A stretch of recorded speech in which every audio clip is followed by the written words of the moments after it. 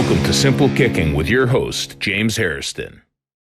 Yeah, so we can either kick this off going one way or just go off with you since you're a specialist at kicking off, huh? Yeah. Tell us, who are you? I grew up playing all the sports. I mean, hockey, basketball, baseball. I bowled, football, soccer, everything. And I was a guy that went through Coles with Jamie and stuff like that. And so I kind of had my rankings there, worked my way up in the rankings. So, and then kind of after that junior season, that's kind of when I had the colleges kind of reach out um, for bringing like for camp invites, things like that. And then it's kind of where that went. So going into my senior year, I was still playing soccer. I got hurt, so I pretty much missed my whole season of football, and I came back in sectionals for soccer. And then, but after that season, I was done with soccer. I didn't do clubs, so I was just focused on football after that. There's guys listening that are in high school trying to determine whether or not to play soccer their junior year, their senior year. How did you make that decision? And my club team for soccer. I mean, we were at that point where this is like kind of our last season or two together, where you want to make that last big run before everybody kind of goes off.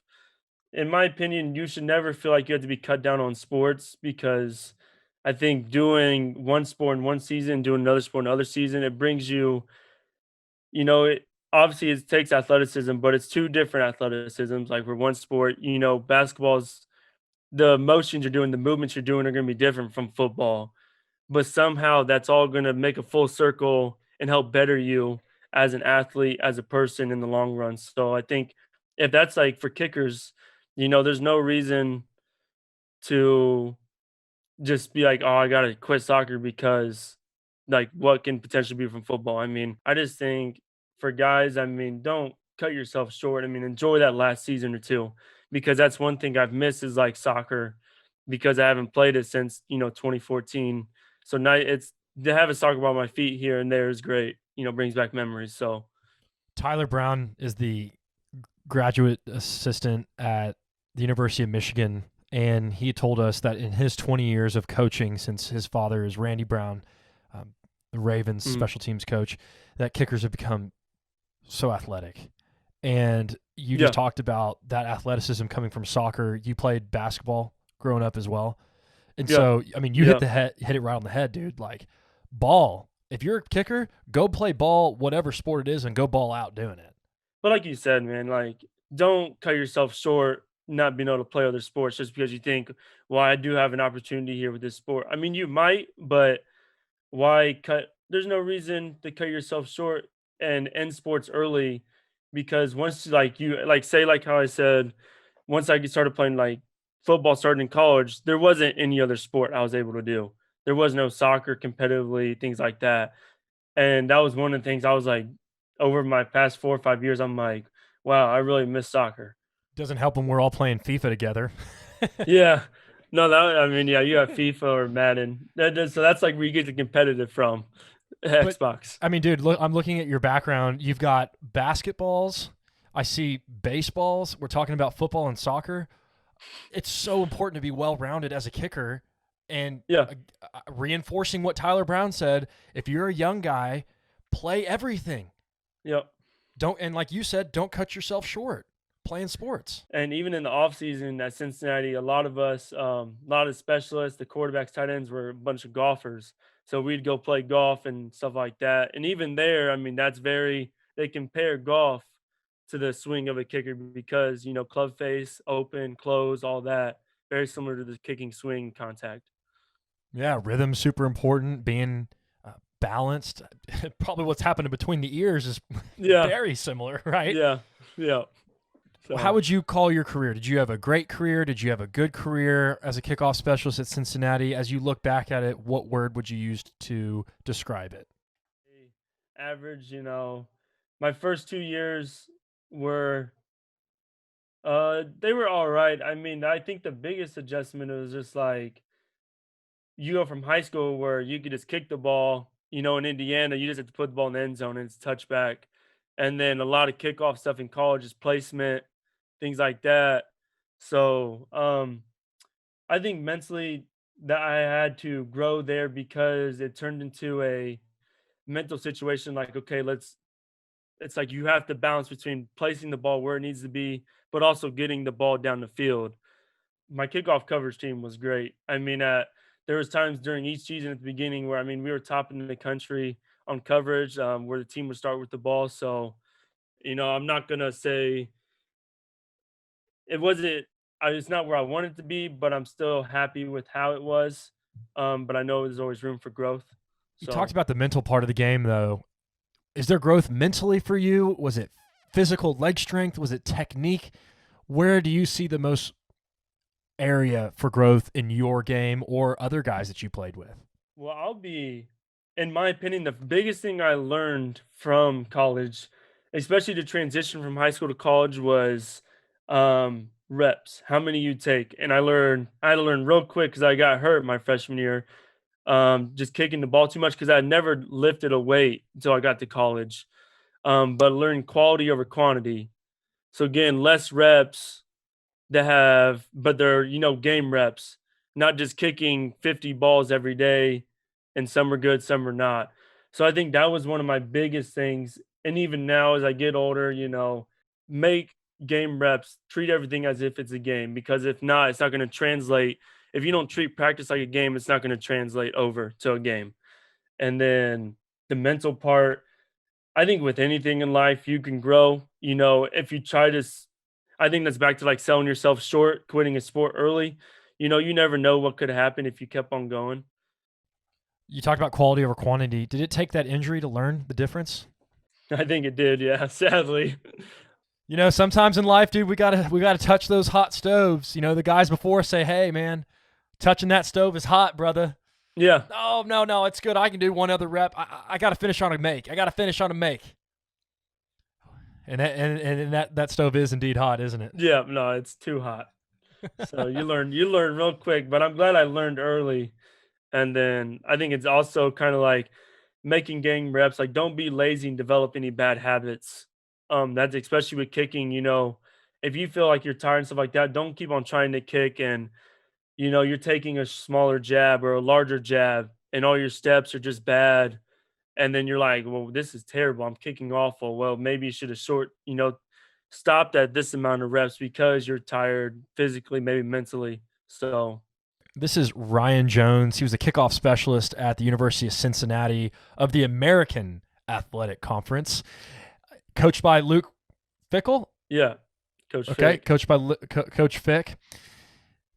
We can't condense your career into one word. So, give me a story that comes to mind. Is there a kickoff that's a sweet memory? We were playing UCF last year at home, and obviously, go back to the season prior. We went down there and got, it wasn't the best game for us, but last year Coach Fick always wanted to kick off first if we won the coin toss, which I feel like we always did. But so I'm taking my steps, and normally we always kick away from the student section, so I always like going towards the big scoreboard. But we did a thing where all the fans had their phones out, and I forget what the song was playing, but the fans' phone started flashing into a beat. And I remember just kind of I had set the ball up and I turned around and I looked back at the student section. And one thing I gotta say, you got to see a game in Nippert Stadium, a Thursday night game. I mean, there's you got your Penn State stuff like that, but a game in Nippert at night, it's beyond amazing. So that's one thing I'll miss. But back to what I was saying, I mean, just seeing the lights flash like that, I mean, that's probably one of my greatest memories because it's like it's a surreal moment. And then one thing I talk about, I could tell people in games, it's like I think that was the last thing I remember because and for me in a game, I would always black out. And then it's like then you don't remember anything. So but I remember that part just looking around in the stands and I see all these lights flashing and it's just like, wow. And it kind of puts you in the moment like this is it because this was a big game for us. This kind of set that tone for the season. I think it was like third or fourth game, and that was kind of UCF was obviously the other one of the big teams in our conference on our side too. Whoever won that game, was probably going to win our side of the conference. So Those lights, those bright lights, caused you to black out. yeah, I know the feeling. Yeah. We played against Alabama in 2011, the 5th of November, and the last thing I heard was it's Saturday night in Tuscaloosa, Alabama, and the sound of the shakers that they have was Yeah. deafening, dude. And I'm like 18 years old. I'm thinking about 12 different things in 0.3 of a second. Yeah. And I have no other choice but to just mentally shut down. And I felt like I turned into a computer, like Yeah. just a robot. Something else took over. And you touched on it earlier, which was, dude, the quality of reps, just learning how to graduate from running through brick walls and trying to beat your chest saying, coach, I'm the guy, and just learning how to become more of a technician. And it's not easy to go there, is it, Ryan? No, it's not easy. And I think it's also something very hard to explain. Like, unless you've been in that moment, you won't really understand. But I think it's kind of also goes back to like when you do your reps in practice, like they got to be quality game reps. So that translates. Because if you're, doing lazy reps, then sometimes here or there in a game, you might have a lazy rep and you're like, well, that's not good. So I think that's but kind of like in that moment you shut down, you're like, okay, I've done this multiple times. This is my first time.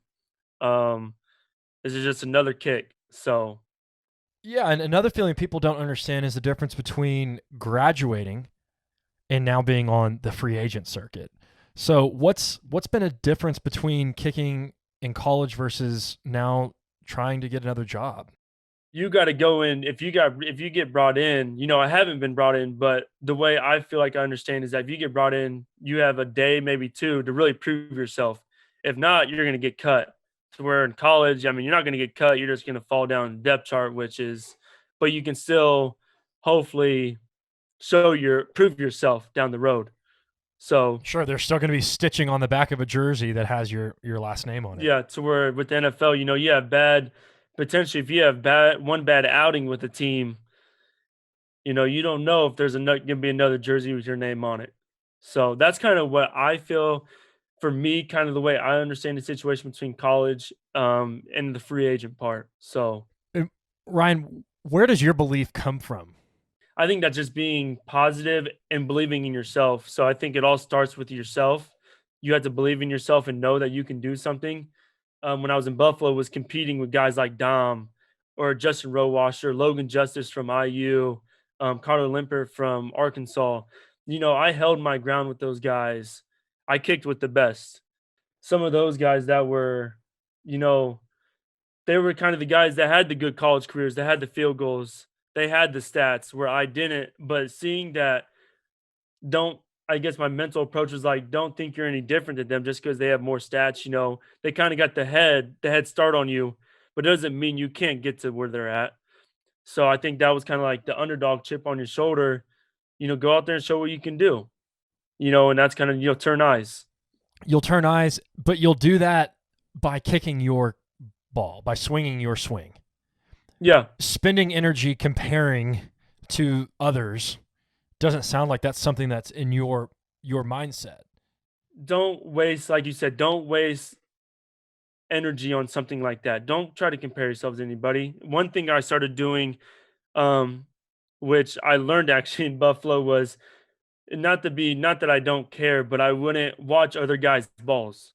And when they kick, I wouldn't watch them, if they go in, but I don't want to see this guy crush a huge ball and be like, and I'm the next guy up and be like, well, I've got to match that. And then you're putting added pressure on you trying to match somebody when at the end of the day, just go out and kick your ball. Go do your thing, brother. Swing Yeah. your swing. Yeah. Have fun doing it, right? Yeah. I think that's like the biggest thing is just have fun, especially with the process. I mean, I think one thing I've learned is just being where I'm at, just having this opportunity to compete with these guys and, potentially and hopefully get a camp offer to come in and compete. That's second to none. I mean, not many people get that. So I think it's just enjoying the process and making the most of it. So, Enjoy the process. Have a little gratitude. That's what I'm hearing. there's a lightness to your attitude, right? Like it doesn't seem like you take this stuff too seriously. It seems like you have this natural athleticism that allows you to have fun kicking the crap out of a football. Obviously it's already a hard situation trying to get into the NFL. We had our player development guy. He's now a D line coach, but he had told me the hardest thing is getting the NFL. But once you're in, you're in. So I think I'm not trying to make the situation harder than it needs to be. I So asked this question almost to all the NFL guys, and it's going to be an interesting question to ask you is, what do you think is the difference between getting a job, which you're currently hoping, trying, and working tirelessly for, versus keeping a job in the NFL? from the kicking part, one thing you had to learn is that I learned back to Buffalo was that everybody has an A ball, but make your B ball work. To where there's the guys that their B ball is kind of might be more of a C ball, but like if my B ball, is very comparable to my A ball, I think that can go further for you. But just showing, coming out early before the team gets there, getting some early reps if you can. Trying to get a little extra reps, just showing that you're serious about this and that you want to get better, being coachable, um, asking questions, trying to just be ahead of the game. And it's not trying to be a try hard or anything, because it's not. You might have guys that say that, but it's not being a try hard. That's showing love for the game. You know that you love the game, the process, all the little things that you have to do to be a great kicker or a great football player. Yeah, look, dude, everyone has an A ball, but you said make your B ball work. That makes sense. But let's backtrack. Where does that B ball work come from? Like, how do I allow my B ball to work? And what you said earlier was blank over blank, which is quality over Quantity. Yep. And I think it's like understanding.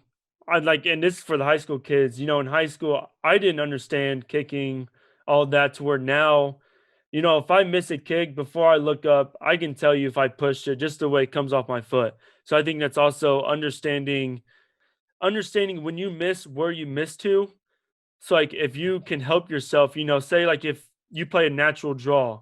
So from the left hash, we're not going to aim down the left upright or right inside that left upright. We're going to aim maybe right middle and just hit my normal ball and let the wind, or even if there is wind, you got to take that into account. But your natural draw, just let that, you know, play your natural draw, let it swing back into the middle. So I like what you said, Reid said about make them cut you for what you do on the field. Don't, especially as a kicker, we kind of have that, well, you guys don't do everything we do. So we got to do the little things right. We got to be on time, because if we mess up one time, then everybody's like, you guys don't do anything anyways. Doing those little things right on and off the field, because that can be like, if you do get cut, but hey, if you have another team that's looking for you, they call that coach with the team you were and say, I mean, he wasn't fitting for us maybe on the field. His kicks were whatever the reason is for on the field. But if they were like, but off the field, he did all the little things right. He was a good teammate, good locker room guy. He showed up to meetings. He took notes. He didn't slouch in the meeting room, like lean back in his chair, just all that stuff. You would be surprised who actually looks at that. Look, leaning back in your chairs, all that. Something like that. Who would care? But there's people that care about that. and it all comes down to minimizing your miss. Minimizing your miss, minimizing the deviation of the B-ball. Make the B-ball work. And I recently was at a combine for NFL free agents, charted some of the guys, and what I found was typically high school guys are somewhere between 8 balls right or left of the dead middle. The pros are 3. The pros have such a tight deviation clustering around the center of the field goal post by 3 feet either way. Right? So I developed this app, the simple kicking app, and in my research of looking not only at the pros, but I've got 25,000 plus field goals tracked on the app, and you absolutely said it right on the head. Minimize your miss and make your B-ball work. Mm-hmm. Yeah. So I think that's understanding where you miss at. That's where, you don't have to fully be like, okay, I got to change what I do. But say, like, for me on the left hash, so my follow through and finish is a little more left than it needs to be. So when I miss right. So that's where I try to figure out maybe a different way I can take my steps on that left hash to where even if I do have a small miss hit, I can still make my kicks. So, And that might be what gets you to have a job, and it might also be what allows you to keep your job, is you have the kicker IQ in your brain to be self-aware of your misses and your makes. yeah. I think you got to be with anything is self-aware. You got to be honest with yourself. You can't lie to yourself because how are you supposed to grow as an athlete, as a person? So you've got to, back to I said, understand the way you kick so you can help yourself out. So, Man, that's right. You got to, but it's a process. It's a learning process, and it's one that you're continually pushing yourself on the boundary of comfort. And man, I'm pushing myself a little bit too far. I don't know if I can do this. And it's allowing, I think, again, I bring this up and I bring up the point. It's a repetitive point, but stressing quality over quantity. Going on the boundary that says, wait, this is uncomfortable because I'm not kicking as much. Correct. Taking minutes in between your reps might be 2 minutes. It could be 5. But the point is not just going to kick. It's going out there, practicing quality balls, hit yeah. quality balls.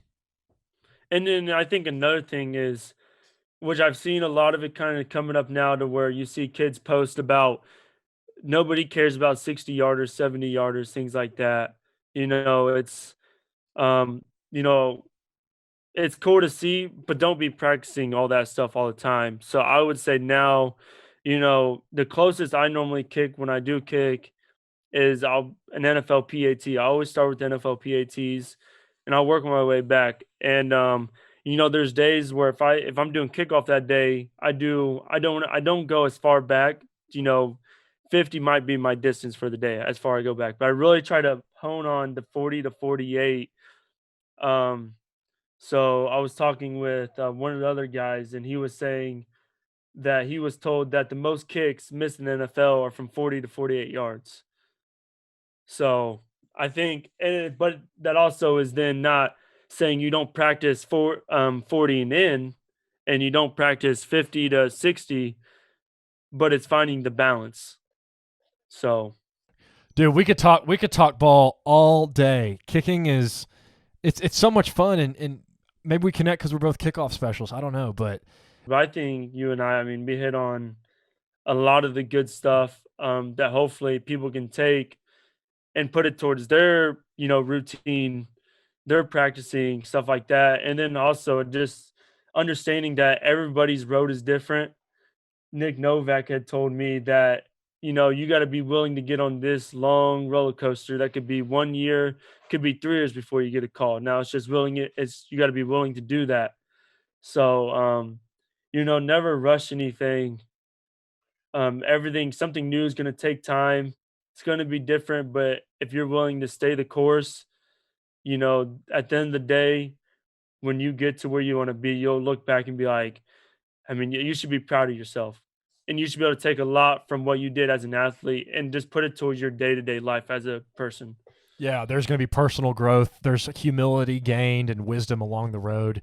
And Ryan, thank you for joining the Simple Kicking Show, because there was nuggets in here that I didn't recognize I would be drilling for. And I'm really grateful that you joined. Ryan Jones of the University of Cincinnati.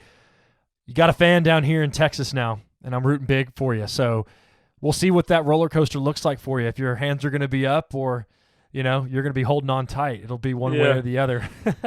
Yeah. I appreciate you having me on, man. So it's nice to just talk with somebody, talk some football, talk life, and just talk about the process.